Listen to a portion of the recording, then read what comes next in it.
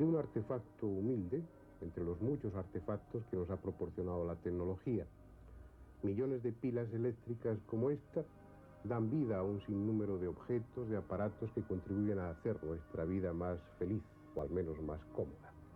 Está claro que es algo contemporáneo, algo exclusivo de nuestra cultura actual.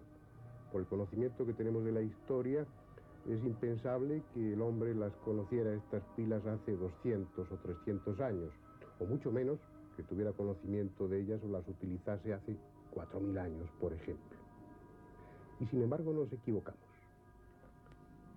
Si ustedes hojean cualquier libro como este, en el que se hace referencia a los tesoros arqueológicos que se guardan en el Museo Nacional de Irak, no van a encontrar referencia a unos pequeños objetos, a unas humildes vasijas que están, o han estado al menos, colocadas en una vitrina con el título de objetos de culto.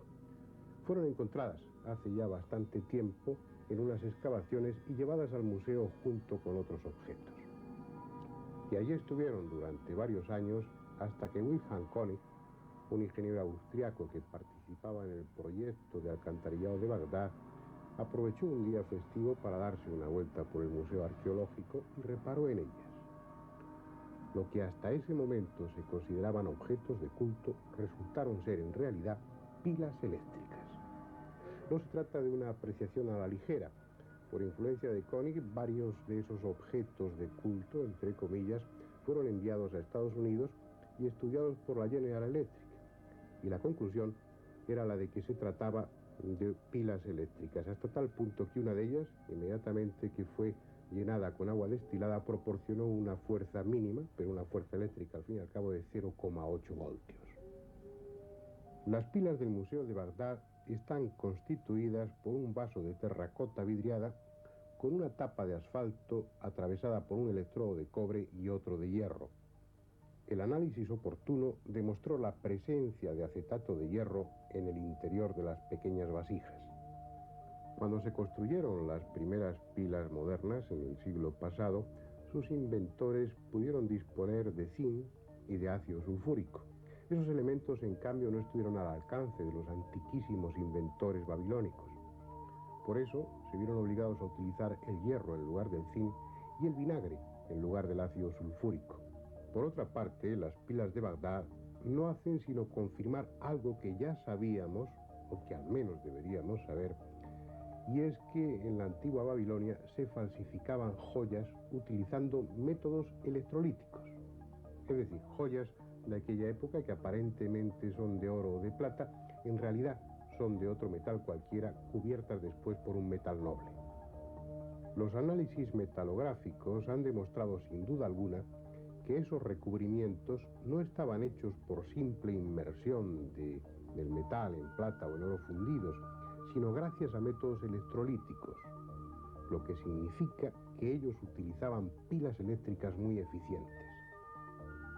Esos métodos electrolíticos requieren unos elevados conocimientos de química, y puesto que esas joyas falsas de Babilonia tenían un depósito electrolítico de bastante espesor, hay que deducir forzosamente que en Babilonia había elevados conocimientos de química, lo cual no es nada extraño por otra parte.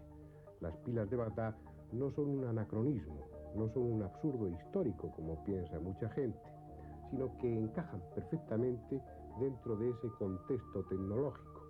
Están en una relación directa con una civilización que poseía unos elevados conocimientos de matemáticas o de astronomía.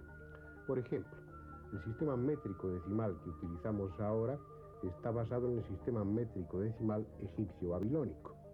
Un sistema métrico decimal que era más perfecto incluso que el que utilizamos en la actualidad. El metro, este metro que es la base de toda nuestra ciencia actual y que según aprendimos en la escuela corresponde a la 10.000.000ª parte del cuadrante del meridiano terrestre comprendido entre el Polo Norte y el Ecuador, no es un metro exacto, no es una unidad de medida exacta, en el sentido de que no mide realmente un metro, sino 1 metro y 48 milímetros. Dicho de otra manera, nuestra unidad de medida, relacionada con el meridiano terrestre, debiera medir 48 milímetros más. Pues bien, la unidad de medida que se utilizaba en Babilonia mide precisamente 1,48 metros. No, las pilas de Bagdad no son un absurdo. Lo que es absurdo es nuestro concepto del pasado, ese desprecio que el hombre actual siente hacia la ciencia y la tecnología de los hombres del pasado. Algunos, o tal vez muchos, de los descubrimientos de estos últimos siglos son en realidad redescubrimientos, inventos que ya existían en una época remota y que después se perdieron para volver a ser inventados después. La cuestión está en si ese conocimiento de los hombres de hace 3 o 4.000 años fue alcanzado por su propia cuenta o alguien se lo proporcionó.